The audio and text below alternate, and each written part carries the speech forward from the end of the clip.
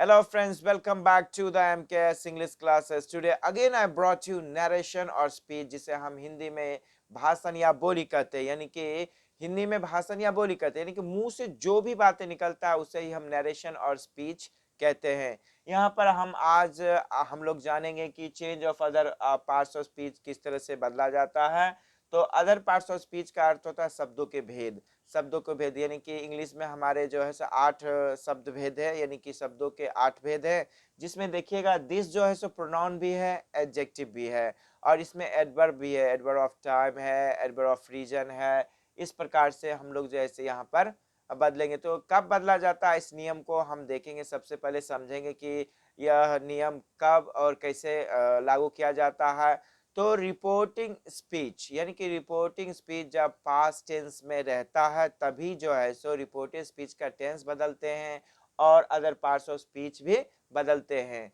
तो जब भी रिपोर्टिंग स्पीच पास्ट टेंस में रहेगा तभी हम इस नियम को लागू कर सकते हैं।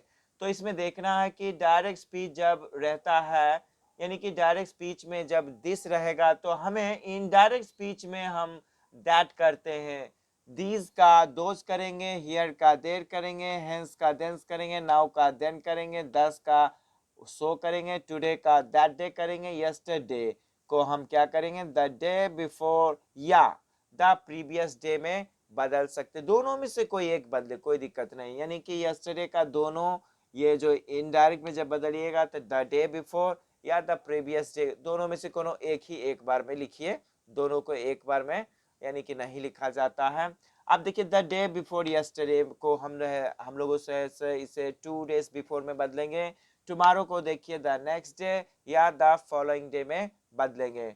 अब देखिए क्या है, द डे आफ्टर टुमारो को हम जैसे इन 2 डेज टाइम में बदलेंगे। नेक्स्ट वीक या, देखिए स्लैश है या, यानी कि इसका अर्थ होता है या और, ईयर या एक्सेट्रा है। द फॉलोइंग वीक स्लैश यानी कि और ईयर यानी कि एक्सेट्रा में बदलेंगे। लास्ट वीक या ईयर एक्सेट्रा रहता है तो द प्रीवियस वीक या ईयर में एक्सेट्रा में बदलेंगे। ये ईयर एगो अगर रहता है तो ये ईयर बिफोर या द प्रीवियस ईयर, दोनों को दोनों में से एक ही एक बार में लिखना है। तो एक उदाहरण मैंने दिया हूं यहाँ पर, देखिए कि he said I am busy today.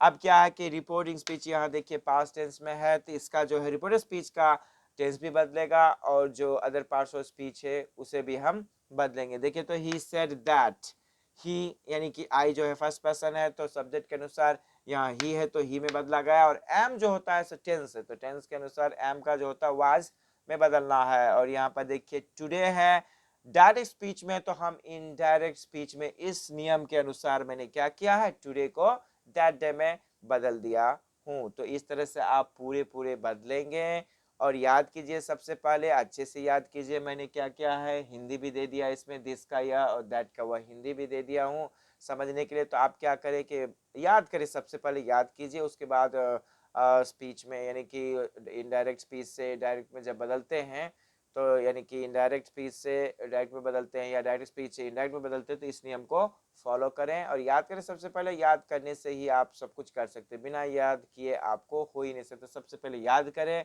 Hindi भी मैंने पूरे पूरे दे दिया हूँ, तो याद करके आप जो है सो वाक्यों में इस्तेमाल करें। यानी कि जब डायरेक्ट स्पीच का टेंस जो रिपोर्टिंग स्पीच जो होता है पास्ट टेंस में रहता है तभी इस नियम का लागू होता है, अन्यथा नहीं होता। My dear friends and my dear students, तो अगले क्लास में फिर नरेशन के साथ हम फिर मिलेंगे नेक्स्ट नियम के साथ। तो हम लोग चलते हैं, तब तक goodbye, see you, bye bye, have a nice day.